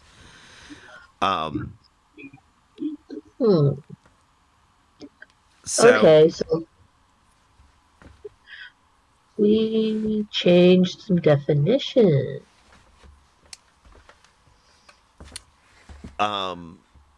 Sorry, I'm listening. What are you looking at here? Let's get let me know what you're looking at so I can know what direction to steer this ship. Sorry. Right down. I mean, yeah. Alright. I pulled up the chain for the bill Mm-hmm. and the ways it changed, and pulling up the last one, which shows, or the most recent one, which shows,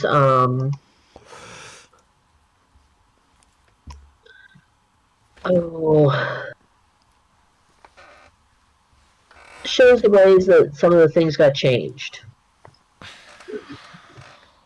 And how did things get changed? Well, one of the things that they did is, as they went through time, they went over and they refined their definitions in the bill.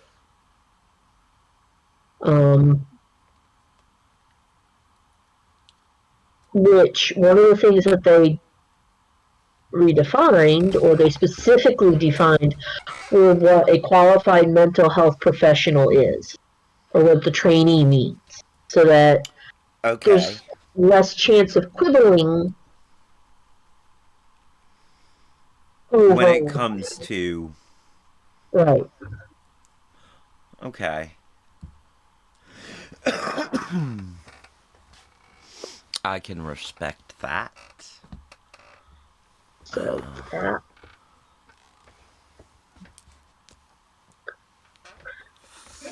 Alright, so this is set to take effect. Let's see. It looks like the Board of Counseling will amend and put their regulations out by the 1st of this month. And it looks like the act itself is actually going to become effective July 1st and 26. Okay. Because that's how they always do stuff, but... Right. Let's see, this was in January. That's there. So this is the final copy. As far as I can tell, it's the final copy. So, like, in the original issuance of the bill, it didn't have things for... They kind of took out what the definitions for qualified professionals and things were, and the final revision appears to have put them back and changed them a little bit to make it clearer. And you've got things in there like, what it means to be a behavioral health technician assistant, what appraisal activities are. Okay.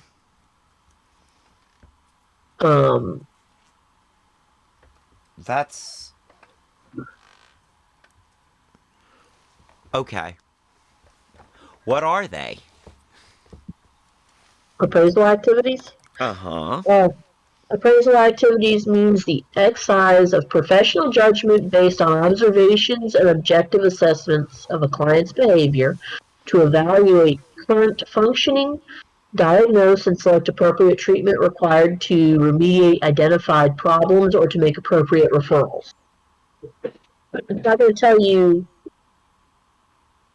what you're allowed to do, but it tells you what is appropriate, what you can call as that. Okay. So if I'm looking at you just to call you a loony bird, that is not an appraisal activity. It's not proper. Right.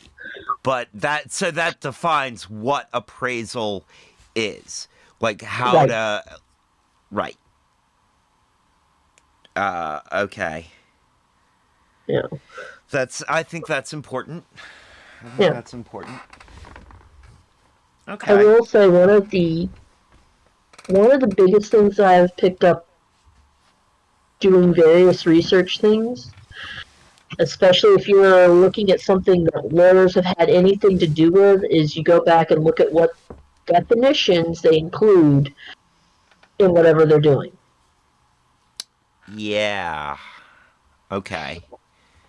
If you're looking up, um, I'm really familiar with the state code as it applies to child day centers. Okay. Yeah, well, of course you would be. Right. Right. So I'm used to looking at that, and I can tell you what it is. That if you didn't know what it was, the first thing I'd be like, okay, you think you know what you're looking for. I want you to go start at the very top of this section and read the different definitions.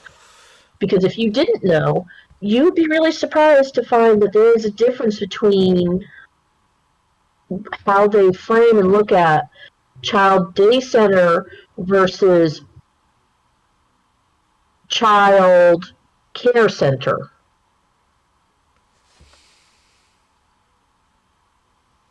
Child care center implies more than just day care.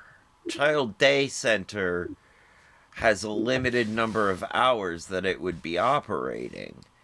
Very limited number of hours, I would assume.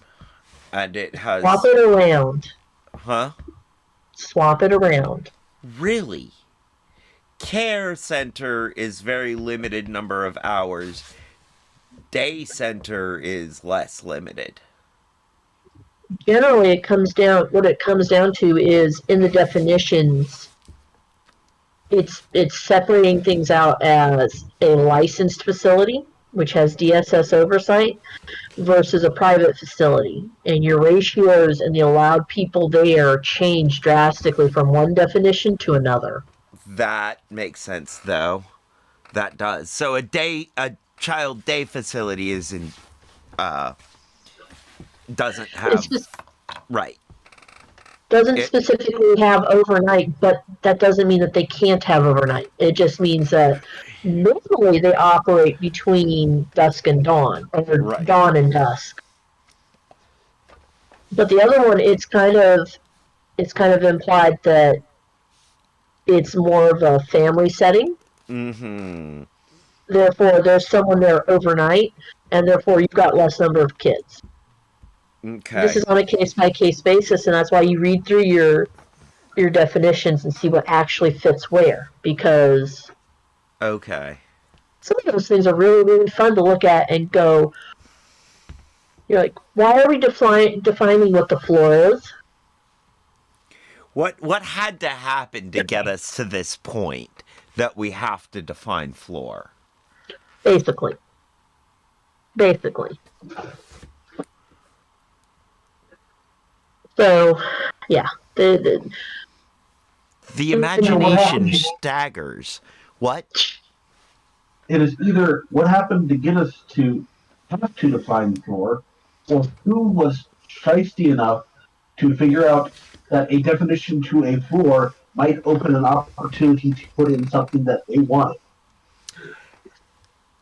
Exactly. Yes.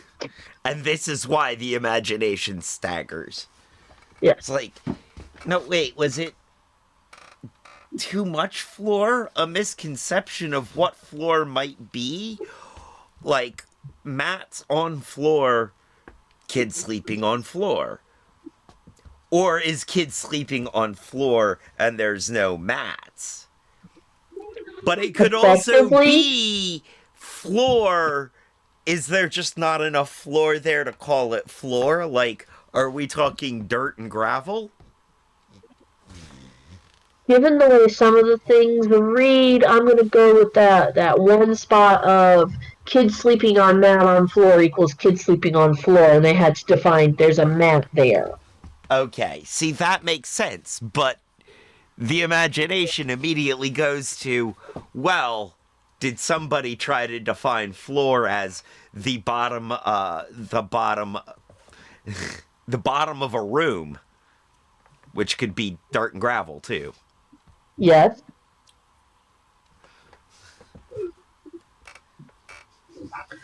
There's some interesting things there. But if I am reading this correctly, which chances are that I could be absolutely wrong, but if I'm reading this correctly and looking at the dates on it correctly, I'm trying out the Richmond Sunlight thing. Oh yeah. Um, the first thing that pops up is the newest one because the very last one listed shows it was January, and then the next date is February 1st, and then the next date is the 27th. So this is the approved version. But it gives you basically, it's like working with a Google Word document where you've got track changes enabled. So you can see Yes. how people have crossed out things and changed things, Sounds about right. which is nice. Okay. That is pretty cool. So yeah. So basically, this bill is interesting.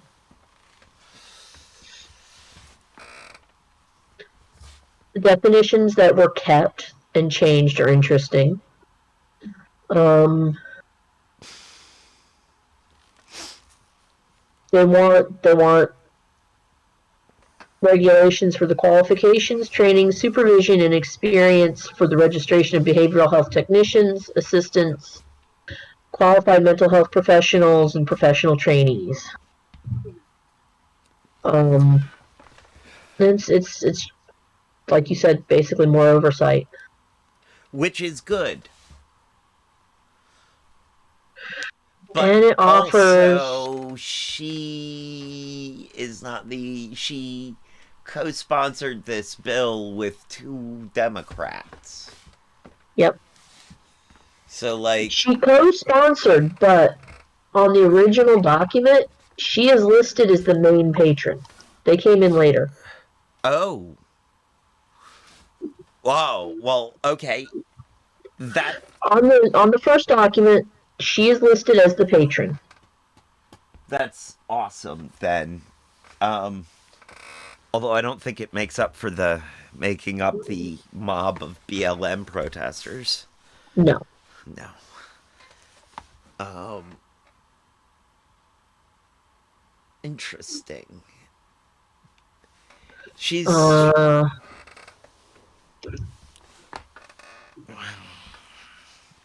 she's worth keeping an eye on, eh? oh yeah. The ones you picked out, they're all worth keeping an eye on. Oh yeah. I mean, they're all in the area too. They're all of these people that we look into, that we're going to look into, because I will eventually finish out. You know, Let's see. next. I mean, next up is going to the state delegates. Um, all the local state delegates. Let's see.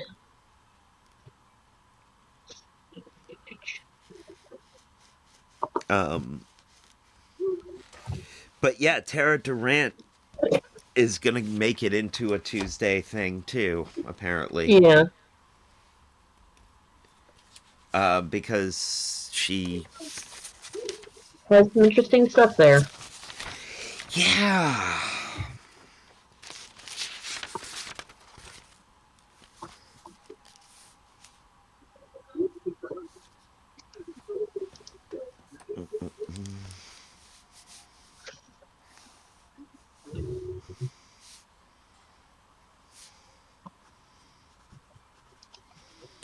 Uh,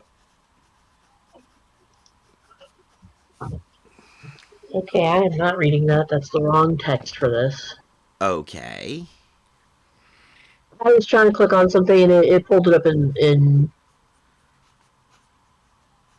it pulled it up as if I was trying to write code, which I am not. I want to read the thing. Oh, okay. Well, friends, it's been around 2 hours. We have had some more jokes this time than we had during those dry research streams, which is good. Because humor is what we are ostensibly, pardon me, ostensibly supposed to be doing.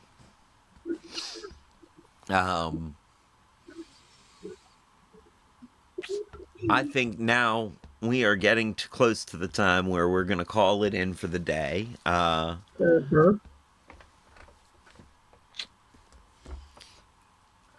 Do join us back here tomorrow for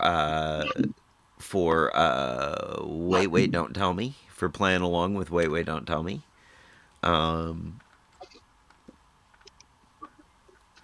And yeah. So means. Thank you guys for being here. Yeah, let me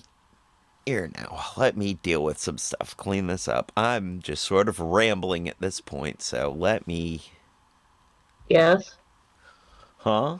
What? What? Huh? What? Mm-hmm. All right, there we go.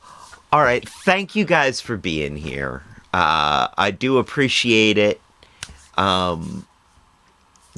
You guys have kept it lively and interesting and funny. Thank you, Retro Future Now. Thank you, all of our lurkers. Thank you everybody for hanging out. Much love to y'all. Don't forget to stick around for the raid. And I guess now is the time on the show when I say, as they say around here, 2 up, 2 down, VA, double deuces. We're out, y'all.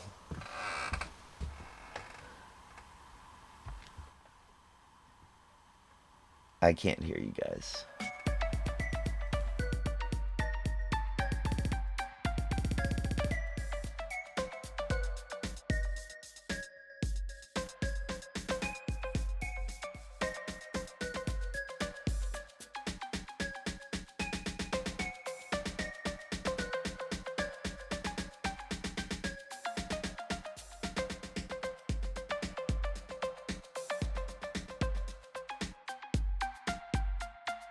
Night fell across the land.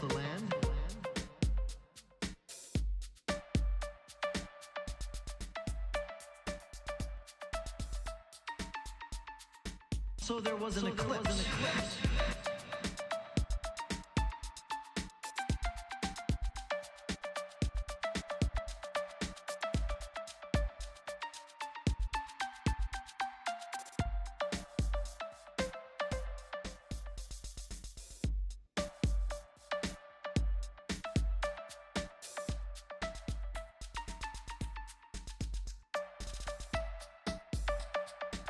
Darkness, fear, and ruin. Night fell across the land. Night fell across the land. Night fell across the land. And also there was an eclipse. Night fell across the land. Darkness, fear, and ruin. Dark. But darkness, fear, and ruin. So there was an eclipse.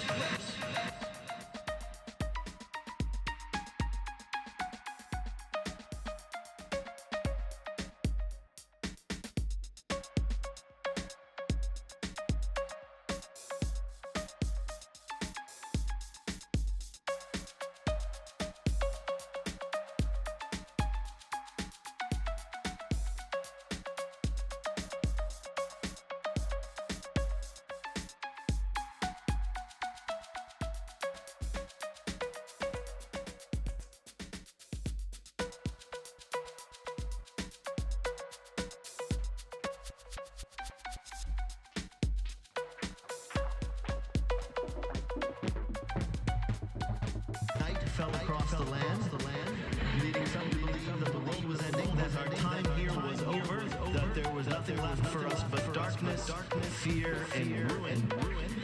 And also there was an eclipse.